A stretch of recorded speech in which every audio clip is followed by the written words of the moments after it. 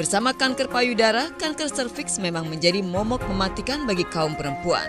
Kanker serviks dan kanker payudara menempati peringkat pertama dan kedua sebagai penyakit pembunuh kaum hawa. Angka kematiannya, ini kalau kita angka kematian di sini mencapai 22.000 jiwa. 22.692 jiwa totalnya ya dalam tahun 2018 maksud saya. Nah,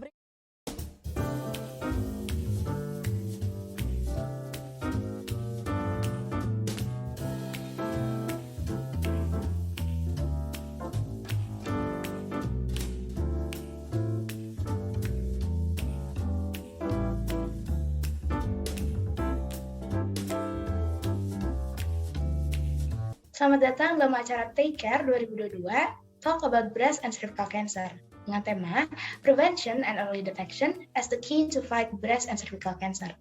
Sebelumnya, izinkan saya untuk memperkenalkan diri. Perkenalkan, nama saya Isyana Dian, biasa dipanggil Dea, selaku moderator dalam talk show ini. Saya ingin mengucapkan terima kasih serta selamat datang kepada Dr. Freddy Chandra Nainggolan karena telah menyempatkan waktunya untuk hadir dan menjadi narasumber dalam acara ini. Sebagai pertanyaan pembuka, izinkan saya untuk bertanya dokter mengenai apa yang dimaksud dengan kanker payudara dan kanker serviks, serta bagaimana dengan gejalanya. Kepada Dr. Freddy, saya persilahkan. Oke, terima kasih. Jadi kanker payudara dulu ya. Kanker payudara itu adalah sebuah jaringan abnormal yang tumbuh secara progresif atau cepat di bagian payudara dan dia bersifatnya ganas. Ganas itu artinya dia cepat tumbuhnya, terus juga sulit terkendali dan membahayakan tubuh. Untuk penyebabnya sendiri, sebenarnya kanker payudara itu sampai saat ini belum diketahui penyebabnya. Tapi banyak faktor risiko yang harus kita perhatikan seperti usia pada 50 tahun ke atas, terus juga jenis kelamin pada wanita, kemudian ada riwayat kanker pada keluarga, terus juga ada faktor mutasi genetik, terus juga ada risiko misalnya pasien yang hamil, orang-orang yang hamil pertama di usia yang tua, jadi semakin tua dia hamil pertama itu semakin berisiko.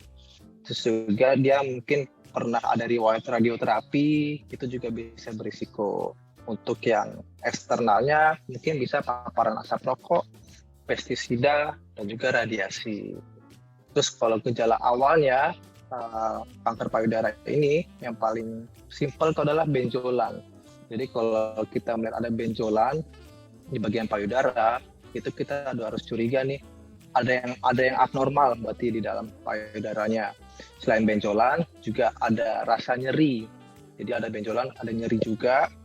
Terus juga ada perubahan tekstur kulit, entah dia kemerahan atau ada seperti bentuk kulitnya tuh aneh, misalnya dia kayak kok keriput sendiri nih di sebelah kanan, padahal sebelah kirinya tuh enggak. Nah, itu bisa curiga juga. Atau muncul luka yang nggak kena apa-apa nih, nggak kena benturan, nggak kena goresan, kok tiba-tiba ada luka. Itu kita juga harus curiga. Gitu. Itu gejala awal dari kanker payudara. Kemudian untuk kanker serviks atau kanker mulut rahim. Jadi kan rahim ada mulut rahimnya, di bawahnya ada vagina. Dan yang paling sering itu adalah kanker mulut rahim. Nah, kalau kanker mulut rahim ini sama, dia jaringan abnormal yang tumbuh secara ganas di jaringan mulut rahim atau jaringan serviks. Kalau yang ini, dia itu ada penyebabnya, yaitu infeksi virus, namanya human papilloma virus atau virus HPV. Untuk tipenya sebenarnya HPV itu ada banyak tipenya, tapi yang paling sering itu HPV tipe 16 sama 18. Terus juga faktor risiko itu juga ada, misalnya dia ada riwayat kanker juga di keluarga, terus juga dia perilaku seksual yang nggak sehat, sama ada riwayat infeksi menular seksual, karena kan dia penyebabnya virus. Itu ada faktor risikonya adalah gaya hidup seksual yang nggak sehat. Kalau gejala awal, kalau tadi kan kanker payudara terlihat tuh, karena tadi kita bisa periksa sendiri. Nah, kalau kanker serviks ini dia nggak terlihat di awal-awal, kadang nggak bergejala.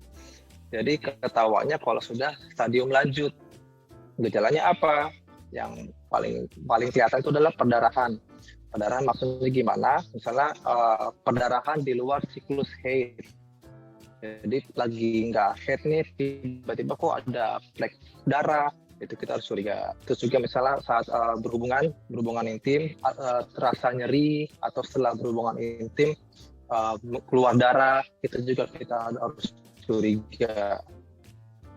Atau mungkin ada keluar cairan, terus tapi cairannya berbau busuk, itu kita juga curiga juga. Jadi itu untuk gejala awal dan lanjutan dari kanker serviks. Nah, mungkin untuk pertanyaan selanjutnya, saya izin bertanya nih dokter, adakah cara yang dapat dilakukan untuk dapat mencegah kanker payudara dan kanker serviks?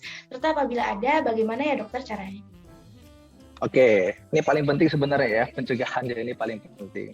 Jadi kalau pencegahan yang paling utama ya seperti penyakit pada umumnya, yaitu pola hidup yang sehat, gaya hidup yang sehat itu harus paling penting juga.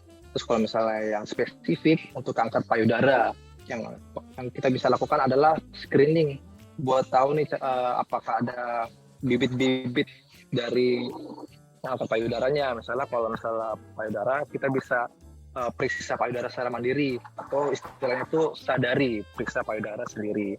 Yang kita periksa bisa dilakukan setiap seminggu sekali, atau misalnya sebulan sekali boleh.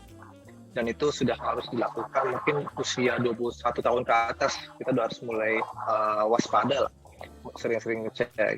Jadi yang dicek apa tuh? Yang dicek yang pertama kita lihat nih bagian payudaranya, apakah ada luka atau ada bentuk yang nggak simetris atau muncul kemerahan-kemerahan yang nggak normal.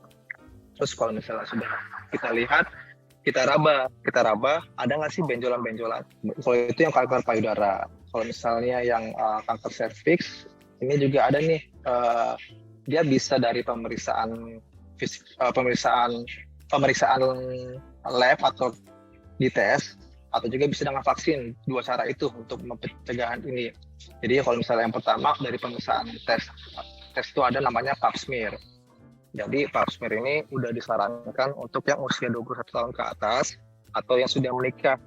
Pap smear ini nanti akan diambil sampel di organ intimnya, diambil sampel, terus diperiksa ke lab. Ada nggak nih bibit-bibit kankernya? Dan itu disarankan untuk dilakukan 3-5 tahun sekali. Karena kan memang kalau kanker serviks kita nggak tahu nih, makanya kita harus rutin ngecek. Karena nggak ada gejala awalnya.